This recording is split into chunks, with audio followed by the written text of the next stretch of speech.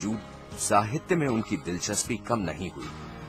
किताबें पढ़ने और साहित्यिक मुद्दों पर यशपाल से चर्चा करने का समय वो निकाल ही लेती थीं। झूठा सच के प्रकाशन के बाद यशपाल पर बार बार आरोप लगे कि वे नारी चरित्रों को लेकर जो कुछ करते हैं उसमें सेक्स ज्यादा होता है, जबकि यशपाल ने हर बार स्पष्ट किया कि उन्होंने स्त्रियों की मजबूरी, संघर्ष और शोषण के जिक्र के साथ मर्द औरत के बराबरी के हक की वकालत की है।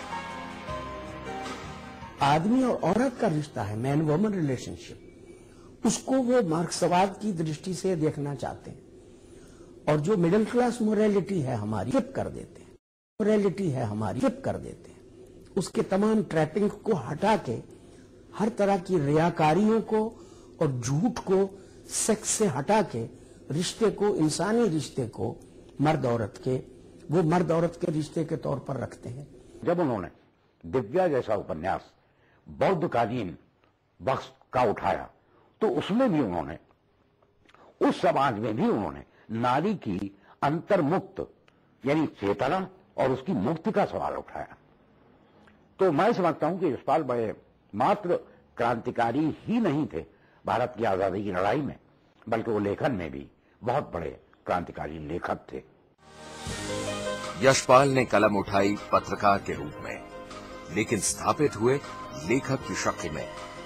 हालांकि पत्रकार के रूप में उनका योगदान कम नहीं था, लेकिन लोगों का मानना है कि लेखक यशपाल का कद पत्रकार यशपाल से ऊंचा है।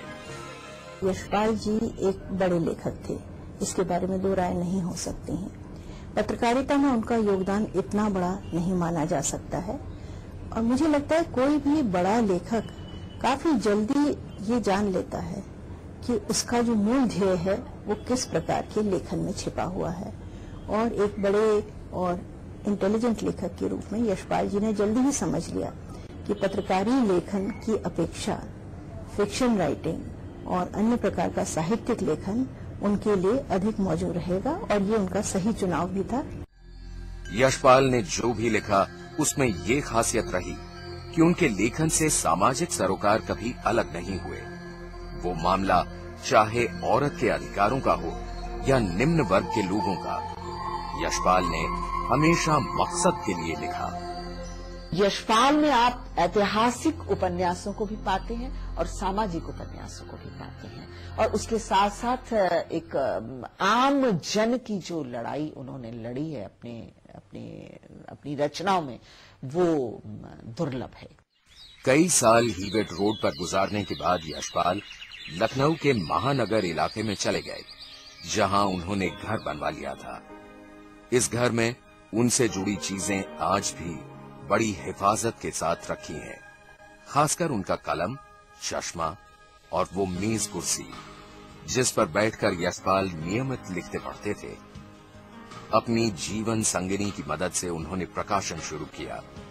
यशपाल और विवादों का चोली दामन का साथ रहा और उन्होंने विवादों से बचने की कोशिश भी नहीं की। यशपाल जी लव्ड कंट्रोवर्सी। यशपाल जी थोड़ा सा कंट्रोवर्शियल बने रहना चाहते थे। ये यशपाल जी की अपनी आंतरिक प्रवृत्ति थी कि यशपाल जी कंट्रोवर्सी में बने रहें। यशपाल ने अपने साहित्य में औरत मर्द की जिस बराबरी का जिक्र किया, उसे उन्होंने बेहद ईमानदारी के साथ अपनी निजी जिंदगी में भी आखिरी दम तक निभाया। प्रकाशवती को उन्होंने सिर्फ गृहिणी भर नहीं माना, वे हमेशा उनकी दोस्त और उनकी सहयोगी बनकर रही। सपनों के बनने और उनके बिखरने की प्रक्रिया को हर लेखक झेलता है। यशपाल के साथ भी यही हुआ, लेकिन उनकी लेखनी में निराशा कभी नहीं आई। बेहतर और न्यायपूर्ण समाज के लिए उनकी कलम हमेशा चलती रही। वक्त जब करवट बदलता है तो सब कुछ बदल जाता है। यशपाल की आंखों के सामने भारतीय समाज के कई दौर बदले, राजनीति में उतार चढ़ाव आए। इन सब का उनके साहित्य से भी गहरा सरोकार रहा।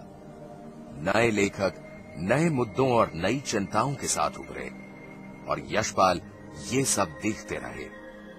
अनुशासित जीवन बिताने वाले यशपाल बढ़ती उम्र के साथ कमजोर पड़ने लगे, लेकिन लिखने की छटपटाहट कम नहीं हुई। महान लेखन की निशानी ये होती है कि उसे समय के दायरे में न समेटा जा सके। वो आने वाली पीढ़ियों के लिए भी उतना ही कारगर हो जितना कि जब वो रचा गया। यशपाल जैसे लेखक, कालजयी रचनाकार हमें ये प्रेरणा देते हैं, हम लेखकों को, कि केवल अपने समाज को आप अपने घर के कमरे में बंद होकर मत देखिए। यशपाल एक क्रांतिकारी सिपाही रहे, कैदी हुए, प्रकाशक बने, पत्रकारिता की जिम्मेदारी निभाई और हर मुकाम पर अपनी छाप छोड़ी।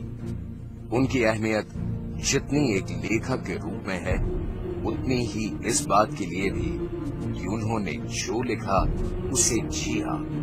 तभी साहित्य जगत में यशपाल का कद हमेशा बुलंद रहेगा।